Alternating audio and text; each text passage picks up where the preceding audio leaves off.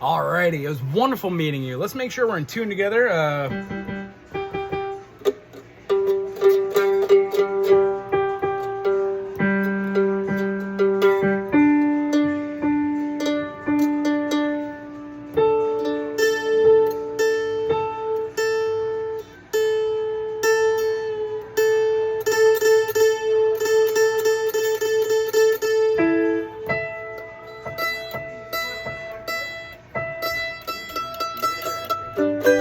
Close enough for music. So as long as you're in tune with yourself, this should be fine. In fact, for spider exercises, you don't even need to be in tune. But for teeter-totters, you sure do. You want to make sure that those tonal notes actually work out. If I speak too fast, or if the diction suffers, please go up to the top of the screen here and hit those three little dots and choose your preference for putting this back. I generally try and talk at this speed, but when I get really intense, I find myself talking about this way. If that's too fast, which it will be, please just slow it down.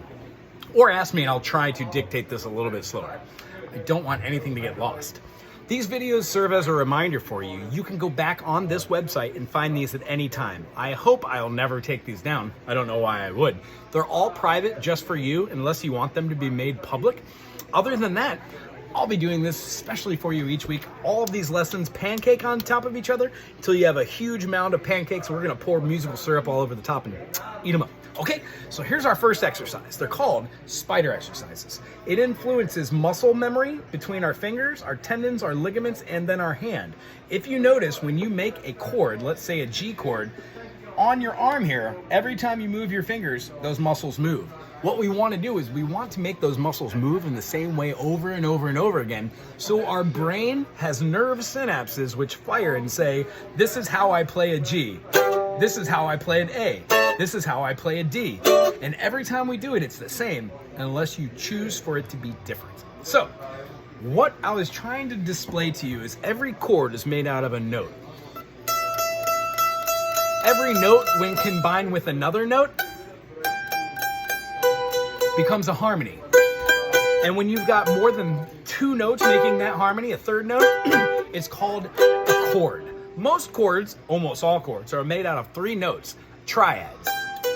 When we make these three chords, we generally use three fingers and then a fourth finger playing a higher or lower note of one of those three notes. So in this case, in the G, we've got a G here and a G here.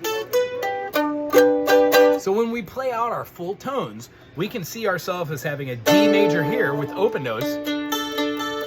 Because when we play the D and the A, in the key of D, D and A are fifths. There's our F sharp, and we just happen to have our A underneath here. So there's our double, there's our two unison. But if I add the other extension for this D, I still have a full D major chord. It's just called a different inversion. In this particular case, when I play this inversion, because I have the A on the lowest note, this is called a D major second inversion. Why? D, F sharp, A. The A is on the lowest note. Therefore, it's the second inversion. If the F sharp was on the lowest note, it would be a first inversion. And if the G is on the lowest note, that would be a G major lowest inversion, because we're utilizing the tone of G as its primary low note. All right, spider exercises. Exercise 1. Take that pick and instead of pointing it out so super sharp, try and turn it around to the side. So we're using the blunt end, if you will. They're both still sharp. Just one doesn't get lost inside of here while we're doing this. The idea is to quite literally go down, up, down, up, down, up, down, up. So you don't even need your fingers on this one to get that going. If you know how to put your hands up against your fretboard and make it so it's just palm muting, meaning you're not pressing down, you're just holding your fingers against the strings so they lightly graze, you can quite literally go down, up, down, up, down, up on individual strings. A great way to do this is down, up, down, up, down, up, down, up. Switch every string after every 8, because you're playing eighth notes. 1, 2, 3, 4, 2, 2, 3, 4, 3, 2, 3, 4, 4, 2, 3. 1, 2, 3, 4, 5, 6, 7, 8. 1, 2, 3, 4, 5, 6, 7, 8. 1, 2, 3, 4, 5, 6, 7, 8. 1, 2, 3, 4, 5, 6, 7, 8. 1, 2, 3, and just keep going. Slow it down a little bit when you add the fingers, but we will have 1, 2, 3, 4, 5, 6, 7, 8. 1, 2, 3, 4, 5, 6, 7, 8. 1, 2, 3, 4, 5, 6, 7, 8. 1, 2, 3, 4, 5, 6, 7, 8. Switching, I keep all of my fingers down and then move up. This is going to show us how to mute this note while playing this note. Hear it? If I accidentally hit this note, it's still muted, which is wonderful. So what I'd like you to do is focus on this hand doing spider exercises using 1, 2, 3, and 4 to go to your first fret, second fret, third fret, fourth fret, keeping those fingers on the fretboard and then slowly moving them up. The first one that you want to do is kind of slower, like 1, 2, 3, 4, 2, 2, 3, 4, 3, 2, 3, 4, 4, 2, 3, 4, 5, 2, 3, 4, or just start again. You'll notice that when I get to my third finger, I generally let my pinky go. It's already up right now. There we go. What I do that for is in case I want to use my pinky for another string to mute it. If I wanted to put it back here, I can mute it while I'm still going up. I know it's a lot of thinking, but believe me, when you're moving yourself up the fretboard to do like, you don't really think about where your pinky is because it's there. But if I threw my finger,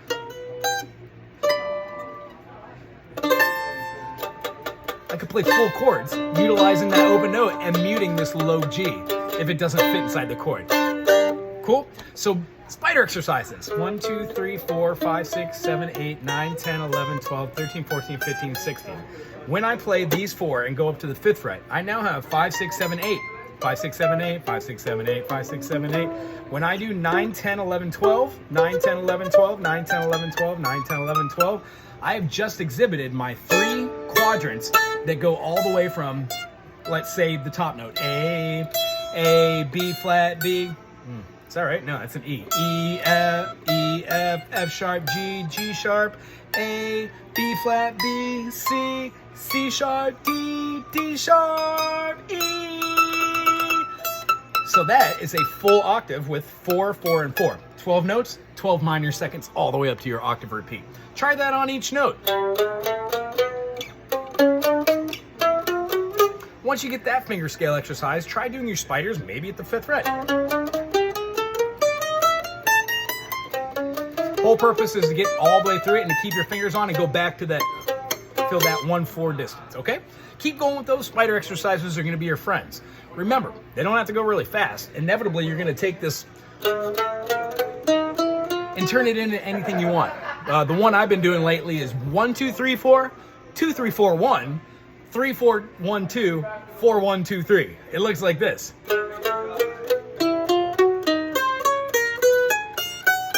That in and of itself sounds wonderful when you're playing with somebody and they're doing like an augmented chord. I could use that kind of like a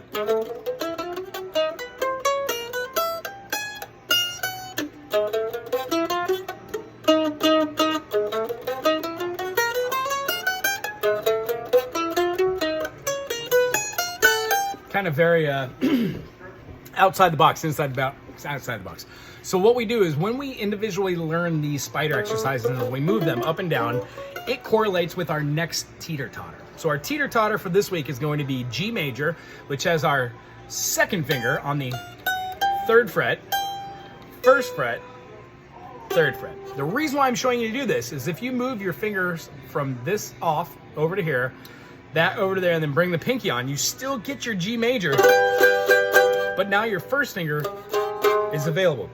If I move this up a half step, I would have a G note over the top of a G sharp. That just does not work. But with this finger open, I could put it down to the 1st fret to complete that whole 4-note string, 8-note string. So now when I'm chucking, like in the key of G, chucking, I can do a palm mute for that G. But if I'm in G sharp, it just sounds weird. But if I put my first finger down, I definitely can chuck, and that makes that kind of full sound where I have my percussive element to it. Okay, so keep going with your spider exercises. Take your G major in the 2-finger form and just start practicing going in between all of your different fingerings.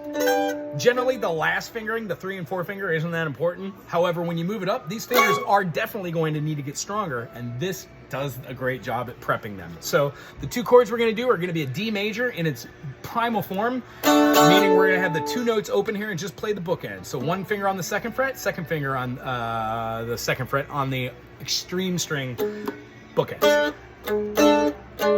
So when we do this, we're going to take our quarter note, which is going to be a a whole note. 1 and 2 and 3 and 4. Our whole hand is going to go up and down. Now I'm overdoing it. Really, you should only be going 1 and 2 and 3 and 4. Most of your power is derived right here from this. You're not using your straight angle finger as a huge fulcrum like it would be counting time. You're only using your wrist in subtle variances. We'll get into more wrist techniques, but the idea is when we use this correlation between our spider exercises and you're able to play your slides, your half-step slides in every note, in every structure, we have a different feeling between a hammer-on and then a slide. Very subtle, but it's there. So what we're gonna do is we're gonna learn those in succession.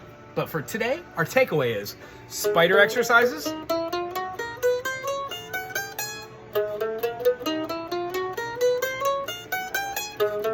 in succession, keeping the fingers on, and then taking a G major, taking off the first finger, putting the second finger where first was, third where the second was, and bringing the pinky onto the fretboard. Once you can do that with your G major in rhythm, it becomes a lot easier to play all different sorts of things. Ready? 1 and 2 and 3 and 4. Attack on 1, switch the fingers, keep the right hand going. And 2 and 3 and 4 and what happens is after a period of time, rather than you looking down, playing on the 1, placing your finger and keeping the right hand going, you're able to play not only just our whole notes, 1 and 2 and 3 and 4 and 1 and 2 and 3 and 4, but you're able to do half notes. See how I'm doing it every 2? 1 and 2 and 1 and 2, 1 and 2 and... Now notice how my fingers, I'm placing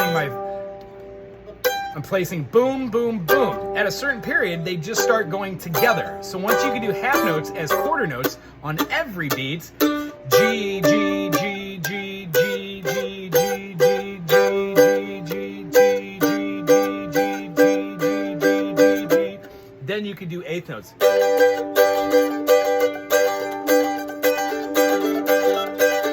16th notes.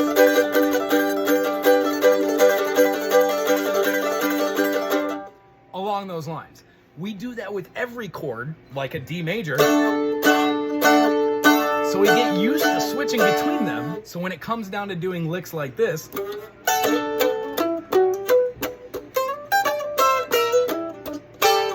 we're able to slide, and we're able to pick off, and we're able to jump to different things in order. So today's takeaway, spider exercises, work up your fingers without letting them go from the fretboard. Don't stop when you get up to the top of the 4th fret. Go back to the 1st fret, keep going. Doing this at 50 beats per minute for 5 minutes in the morning and 5 minutes in the night, you should at least get in 15 to 20 reps of that. Believe me, if that's all you do, you will get better in a week. I guarantee it. It's just how it's done. Practicing the practice of practicing is what I teach. So the next thing is called teeter-totters. Take your G major, 2 fingers, and switch between the 2 utilizing a whole note. 1 and 2, keep the right hand going, attack on 1, and do that until you feel comfortable counting out loud and keeping the beat in 1 and 2 and 3 and 4 and then once you have those, move on to the half notes. 1 and 2 and 1 and 2 and 1 and 2 and 1 and then quarters. 1 and 2 and 3 and 4 and then eighth notes. And then 16ths if you can. Might have to do 16th notes on the right hand and keep eighth notes going on the left hand. Other than that, try that with all these different chords.